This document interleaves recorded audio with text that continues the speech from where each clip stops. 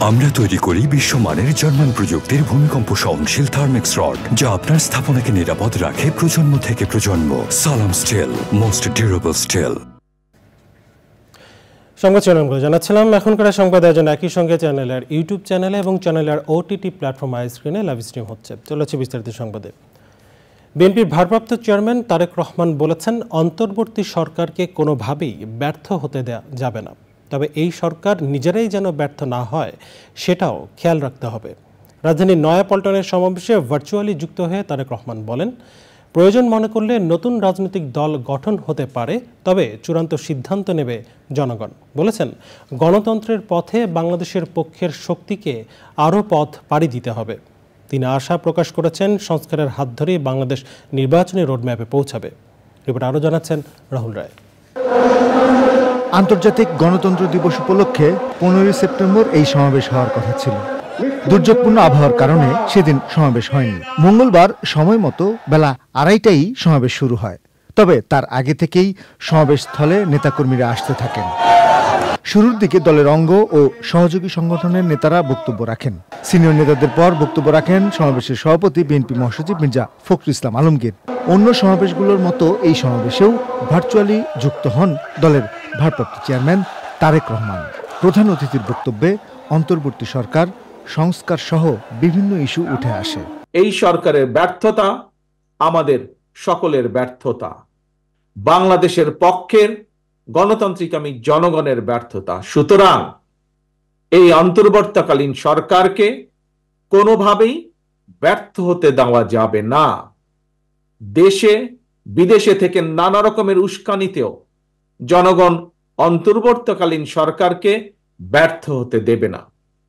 তবে অন্তর্বর্তীকালীন সরকার যাতে নিজেরাই নিজেদের ব্যর্থতার কারণ না হয়ে দাঁড়ায়, সে ব্যাপারে তাদেরকেও সতর্ক থাকতে হবে। কেউ যদি মনে করেন একটি উন্নত এবং নিরাপদ বাংলাদেশের জন্য আরো নতুন রাজনৈতিক দলের প্রয়োজন রয়েছে, তাতেও দোষের কিছু নেই, কারণ শেষ পর্যন্ত জনগণই চূড়ান্ত সিদ্ধান্ত নেবে। গণতন্ত্র আর বিএনপি অঙ্গাঙ্গিভাবে জড়িত উল্লেখ করে বিএনপির ভারপ্রাপ্ত চেয়ারম্যান বলেছেন, গণতন্ত্রের জন্য আরো পথ পাড়ি দিতে হবে। জনগণের কাঙ্ক্ষিত বৈষম্যহীন বাংলাদেশ গড়ার এই যাত্রা পথে বাংলাদেশের পক্ষের শক্তিকে আরো কিছু পথ পাড়ি দিতে হবে। তবে সেই পথ অবশ্যই নয় সন্ত্রাস, সংঘর্ষ, প্রতিশোধ কিংবা প্রতিহিংসার, বরং সেই পথ হবে ধৈর্য, সহনশীলতা এবং সমঝোতা। তারেক রহমান আশা প্রকাশ করেছেন, সংস্কারের পরই নির্বাচনের দিকে হাঁটবে বাংলাদেশ। জনগণের ভোটে নির্বাচিত প্রতিনিধিদের দ্বারা জবাবদিহিমূলক সরকার এবং সংসদ প্রতিষ্ঠার লক্ষ্যকে সামনে রেখেই সংস্কার কার্যক্রম এগিয়ে নেওয়া দরকার। সংস্কার কার্যক্রমের পথ ধরে নির্বাচনী রোড ম্যাপে উঠবে আমাদের প্রিয় বাংলাদেশ। রাহুল রায়, চ্যানেল আই, ঢাকা। বিএনপি নেতারা বলেছেন, প্রয়োজনীয় সংস্কারের জন্য অন্তর্বর্তী সরকারকে সময় দেওয়া হবে, তবে তা অনন্তকালের জন্য নয়। নয়াপল্টনে গণসমাবেশে নেতারা বলেছেন, ছাত্র জনতার অভ্যুত্থানের মধ্য দিয়ে গণতন্ত্রের যে বিজয় অর্জিত হয়েছে তার পূর্ণতা পাবে জনগণের সরকার প্রতিষ্ঠার মাধ্যমেই।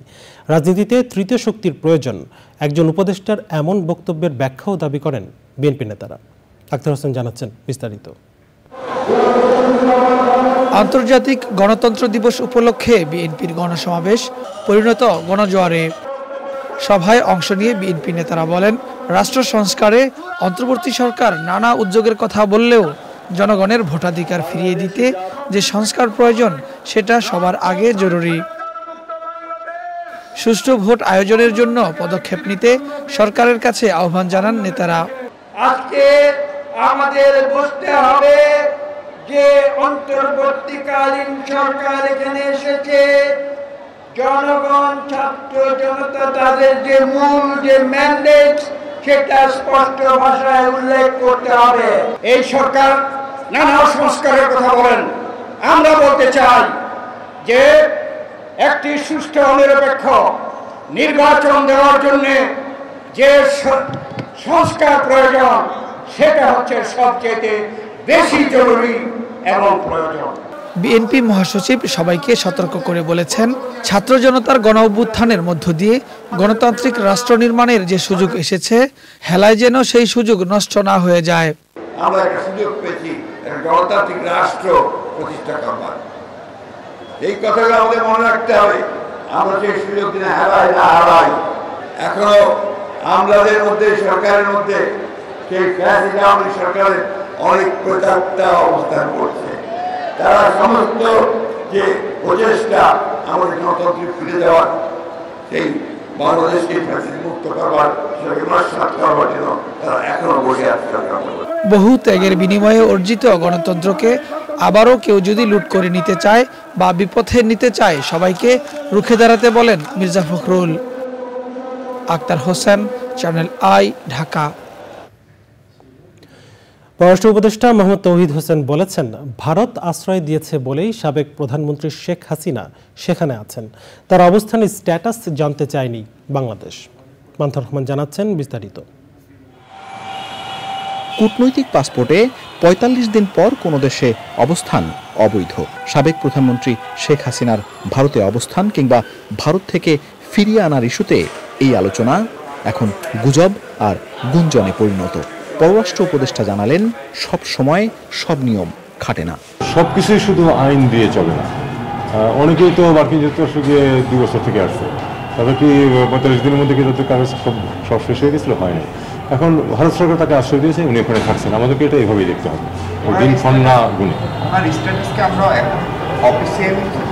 না, আমরা অফিসিয়ালি কিছু জানি না। আমি কোনো অফিসিয়ালি তাদেরকে কিছু বলিনি।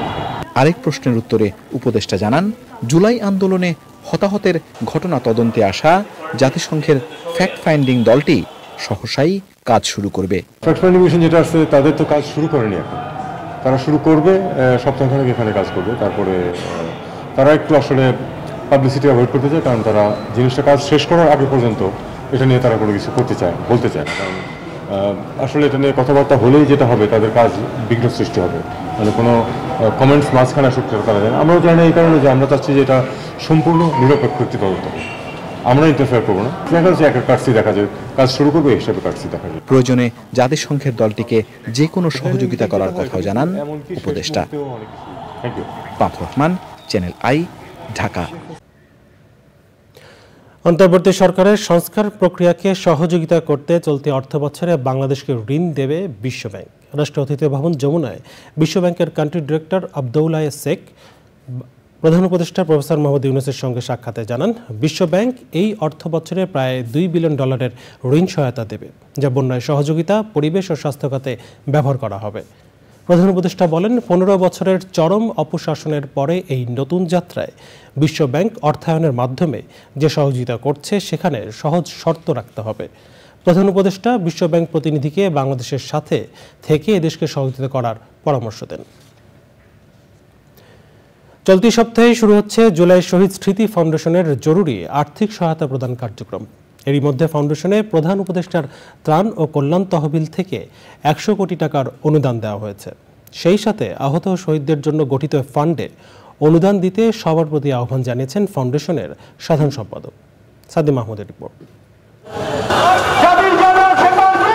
জুলাইয়ের শেষ নাগাদ বৈষম্য বিরোধী ছাত্র আন্দোলন ছাত্র জনতার অভ্যুত্থানে রূপ নেয়, আর 5ই আগস্টে পতন ঘটে আওয়ামী লীগ সরকারের। এই সময়ের মধ্যে 8 শতাধিক মানুষ নিহত এবং 20,000-এর বেশি মানুষ আহত হন। এই আন্দোলনে নিহতের পরিবারগুলোকে সহায়তা এবং আহতদের চিকিৎসা ও পুনর্বাসনে সরকার জুলাই শহীদ স্মৃতি ফাউন্ডেশন গঠন করেছে। প্রধান উপদেষ্টার ত্রাণ তহবিল থেকে এই ফাউন্ডেশনে 100 কোটি টাকা অনুদান দেওয়া হয়েছে। দেশবাসী ও বিত্তবানদের কাছে সহযোগিতার আহ্বান জানানো হয়েছে ফাউন্ডেশনের পক্ষ থেকে। আমরা আজকেই মাননীয় প্রধান উপদেষ্টা মহোদয়ের থেকে আমরা 100 কোটি টাকার যে চেকটা সেটা রিসিভ করেছি। আমি অনুরোধ করব পুরো দেশবাসীকে এবং দেশের বাইরেও যারা আছেন, আপনাদের দান আমাদের ফাউন্ডেশনের জন্য খুবই গুরুত্বপূর্ণ। কারণ যারা ইতিমধ্যে আহত অবস্থায় আছে, যারা ক্রিটিক্যাল অবস্থায় আছে, তাদের চিকিৎসাটা খুব দ্রুত শুরু করা আমাদের জন্য খুবই ইম্পর্টেন্ট, কারণ চিকিৎসা যত লেট হবে, বিলম্ব হবে, তাদের আহতের পরিমাণটা তত আরো বাড়বে। জুলাই শহীদ স্মৃতি ফাউন্ডেশনের নেয়া উদ্যোগের কথা উল্লেখ করে নিহত ও আহতদের পরিবারকে এ ফাউন্ডেশনের মাধ্যমে জরুরি আর্থিক সহায়তা দেওয়ার কথা বলেন উপদেষ্টা নাহিদ ইসলাম। শহীদ পরিবার যারা আর্থিক সংকটে ভুগছেন তাদেরকে জরুরি একটি আর্থিক সহায়তা দিবে এই শহীদ স্মৃতি ফাউন্ডেশন, এবং পরবর্তীতে এককালীন একটি ভাতা, এককালীন একটি গ্র্যান্ট দেওয়া হবে, এবং মাসিক একটি ভাতার ব্যবস্থা করা হবে। দীর্ঘমেয়াদী তাদেরকে পুনর্বাসনের ক্ষেত্রে তাদের পরিবার এবং আহত যারা রয়েছে সেক্ষেত্রে সহায়তা করা, mental health and counselling service করা। আমরা এই সপ্তাহ থেকেই যে আমাদের প্রথম উদ্যোগ যে জরুরি আর্থিক সহায়তা, ইমিডিয়েট ফিনান্সিয়াল সাপোর্ট, সেটা আমরা শুরু করতে যাচ্ছি। ফাউন্ডেশনের জন্য 7 সদস্যের কার্যনির্বাহী পরিষদ গঠন করা হয়েছে। উপদেষ্টাদের মধ্যে আছেন নাহিদ ইসলাম, আসিফ মাহমুদ, নূরজাহান বেগম এবং শারমিন মুর্শিদ। এতে আরও 14 জন সাধারণ সদস্য যুক্ত হওয়ার কথা রয়েছে। সাদি মাহমুদ, চ্যানেল আই, ঢাকা। সাংবাদিক শ্যামল দত্ত ও মোজাম্মেল বাবু এবং ৭১-এর ঘাতক দালাল নির্মূল কমিটির সভাপতি শাহরিয়ার কবিরকে 7 দিন করে রিমান্ড মঞ্জুর করেছেন আদালত। রমনা ভাসানটেক থানার আলাদা মামলায় তাদের গ্রেফতার করা হয়। আরও 2টি মামলায় সাবেক রেলমন্ত্রী নুরুল ইসলাম সুজন এবং ওয়ার্কার্স পার্টির সভাপতি রাশেদ খান মেননকে 3 দিন করে রিমান্ড মঞ্জুর করেছেন আদালত। রিপোর্ট করছেন শাকির আদনান। কঠোর নিরাপত্তার মধ্য দিয়ে ডিবি হেফাজত থেকে সকালে সিএমএম আদালতে আনা হয় ৭১ টিভির সাবেক ব্যবস্থাপনা পরিচালক ও প্রধান সম্পাদক মোজাম্মেল হক বাবু, ভোরের কাগজের সম্পাদক ও জাতীয় প্রেস ক্লাবের সাবেক সাধারণ সম্পাদক শ্যামল দত্ত এবং ৭১-এর ঘাতক দালাল নির্মূল কমিটির সভাপতি শাহরিয়ার কবিরকে। বৈষম্য বিরোধী ছাত্র আন্দোলন চলার সময় নিহত লিজা আক্তার হত্যায় রমনা থানার মামলায় মোজাম্মেল বাবু ও শাহরিয়ার কবির এবং ভাসানটেক থানায় ফজলু হত্যা মামলায় শ্যামল দত্তকে গ্রেপ্তার দেখিয়ে জিজ্ঞাসাবাদের জন্য 10 দিনের রিমান্ড আবেদন করে পুলিশ। 2 পক্ষের শুনানি শেষে প্রত্যেককে 7 দিনের রিমান্ড মঞ্জুর করেন আদালত। হত্যার পিছনে আর কারা কারা জড়িত আছে এবং এই ইন্ধনদাতা কারা আছে, হুকুমদাতারা কারা আছে, নির্দেশদাতা কারা আছে এবং কাদের কারণে এই হত্যা সংঘটিত হয়েছে, এই সব বিষয়গুলিকে আরো সামনে আনার জন্য, তদন্ত করার জন্য তদন্তকারী কর্মকর্তা 10 দিনের রিমান্ড প্রার্থনা করেন। আসামি পক্ষে আইনজীবীরাও সেখানে ওকালতনামা দিয়ে তাদের এই রিমান্ডের বিরুদ্ধে এবং জামিনের জন্য প্রার্থনা করেন। বিজ্ঞ আদালত উভয় পক্ষের শুনানি অন্তে এই আসামিদ্বয়ের বিরুদ্ধে 7 দিনের রিমান্ড মঞ্জুর করেন। আদালত জামিন আবেদন না মঞ্জুর করায় উচ্চ আদালতে যাওয়ার কথা বলছেন আসামি পক্ষ।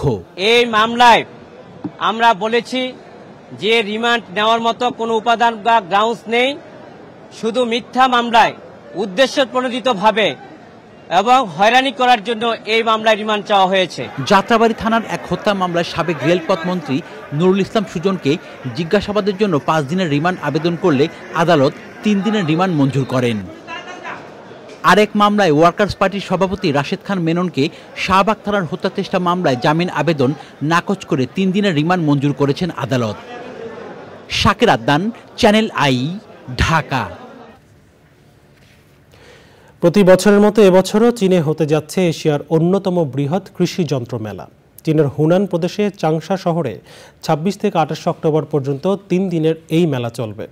চাংশা আন্তর্জাতিক কনভেনশন এক্সপো সেন্টারে 2,20,000 বর্গমিটার এলাকা জুড়ে এই প্রদর্শনীতে অংশ নিতে যাচ্ছে 50টিরও বেশি দেশের কৃষি যন্ত্রপাতি তৈরির প্রতিষ্ঠান। China agriculture agro machineries association, China agricultural mechanisation association ও চায়না এগ্রিকালচার মেশিনারিজ ডিস্ট্রিবিউশন অ্যাসোসিয়েশনের যৌথ আয়োজনে এই মেলায় এবছর বিভিন্ন দেশ থেকে 2,000 প্রতিষ্ঠান অংশ নেবে, জানিয়েছেন চায়না এগ্রিকালচারাল মেশিনারিজ ডিস্ট্রিবিউটার্স অ্যাসোসিয়েশনের হেড অফ ইন্টারন্যাশনাল আলেকজান্ডার সান। বাংলাদেশ থেকেও প্রতি বছর কৃষিযন্ত্র প্রস্তুতকারক আমদানিকারক প্রতিষ্ঠান এই মেলায় অংশ নেয়।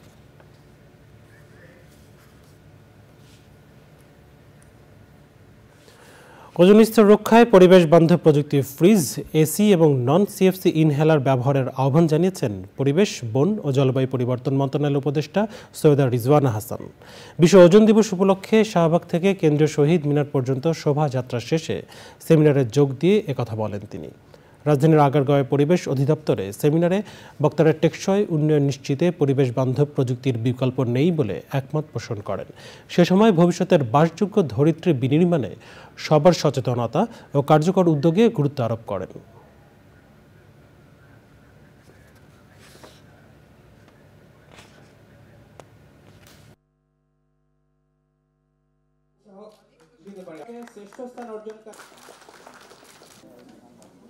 আমরা যে কাজগুলো করি সেগুলোর পরিণামটা আমরা ঠিক মতন চিন্তা করি না। আমরা গড্ডালিকা প্রবাহে গা ভাসিয়ে দিয়ে একটা ধারাকেই উন্নয়ন মনে করি, এটাকে নিয়ে কখনো প্রশ্ন করি না যে প্রকৃতি এর কতটুকু নিতে পারছে। এখন থেকে আর নতুন কোনো বিল্ডিংয়ে এইরকম ভুল ডিজাইন যেন আমরা না করি, আমরা যেন মাটি দিয়ে পোড়ানো ইট ব্যবহার না করি, আমরা যেন টপ সয়েল অক্ষত থাকবে এবং তারপরে নির্মিত হবে এমন নির্মাণ সামগ্রী ব্যবহার করি।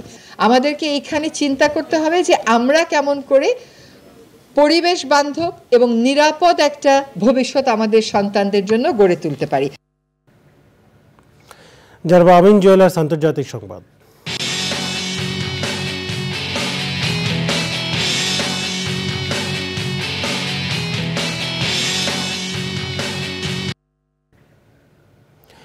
গাজা ইসরায়েলি বোমা হামলায় অন্তত ৩৮ ফিলিস্তিনি নিহত হয়েছে। এর মধ্যে নুসাইরাত শরণার্থী শিবিরে প্রাণ হারিয়েছে ১০ জন। ইসরায়েলে ক্ষেপণাস্ত্র হামলা চালানো ইয়েমেন ভিত্তিক সংগঠন হুথিকে অভিনন্দন জানিয়েছে হামাস।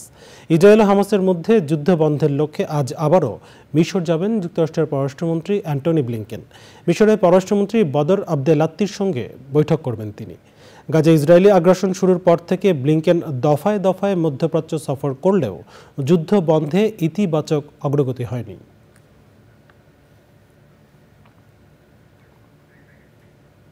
এবারে রয়েছে কৃষি সংবাদ।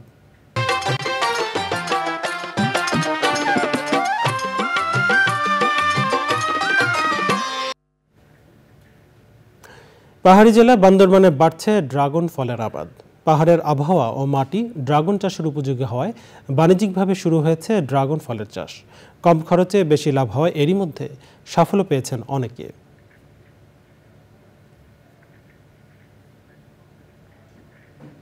এখন দেখবেন প্রকৃতি সংবাদ।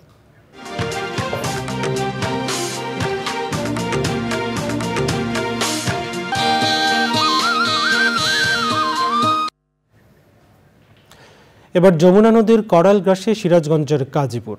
তীব্র ভাঙনে ধস দেখা দিয়েছে মেঘাই এলাকার নদীর দান তীর রক্ষা বাঁধে। এলাকাবাসী বলছে নদীতে ক্যানেল সৃষ্টির পাশাপাশি অবৈধ বালু উত্তোলনের কারণেই এমন ভাঙন। ভাঙন রোধে জরুরি পদক্ষেপ নেওয়ার কথা জানিয়েছে পানি উন্নয়ন বোর্ড।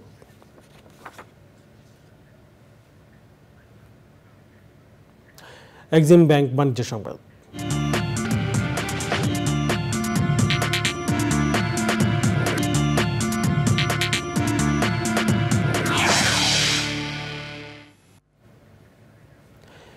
এমিরেটস এয়ারলাইন্স এবং দুবাইয়ে বিশ্বের অন্যতম পর্যটন আকর্ষণ মিউজিয়াম অব দ্য ফিউচার এর উদ্যোগে 15 থেকে 17 অক্টোবর দুবাই অনুষ্ঠিত হবে এভিয়েশন ফিউচার উইক। আকাশ ভ্রমণ, ভবিষ্যৎ যাত্রী চাহিদা, এয়ার ফ্রেইট ও লজিস্টিক্স ছাড়াও কৃত্রিম বুদ্ধিমত্তা এবং এক্সটেন্ডেড রিয়েলিটির ক্ষেত্রে সবশেষ উন্নতি বিষয়ে বিশদভাবে জানার এবং আলোচনার একটি প্ল্যাটফর্ম হিসেবে কাজ করবে এই এভিয়েশন ফিউচার উইক। 3 দিনের আয়োজনে বিভিন্ন বিষয়ের ওপর মূল প্রবন্ধ, প্যানেল আলোচনা এবং কর্মশালা অন্তর্ভুক্ত থাকবে। এছাড়া থাকবে সবশেষ এভিয়েশন প্রযুক্তি নিয়ে একটি আকর্ষণীয় প্রদর্শনী। সংবাদে এই পর্যায়ে আবারও সময় হয়ে গেল বিরতি নেবার। আর বিরতির পর অন্যান্য সংবাদের সঙ্গে খেলার খবরে জানিয়ে ফিরব।